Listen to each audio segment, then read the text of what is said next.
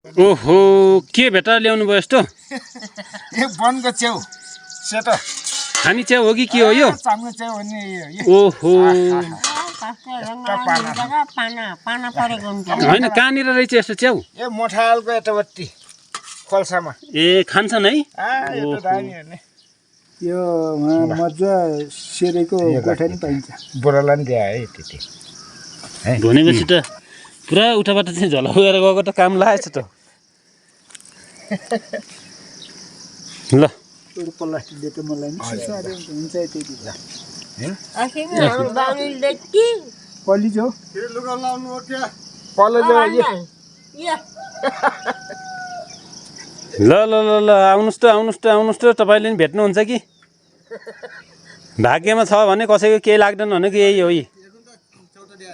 अस्ति जानु पर्ने म अस्ति गन जाँदा गएँ यता यता आएँ गएन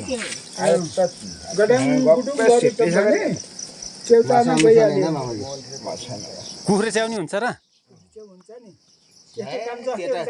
मासुको 30 मेच्छ त्यसले त मासु जस्तो हो त्यो त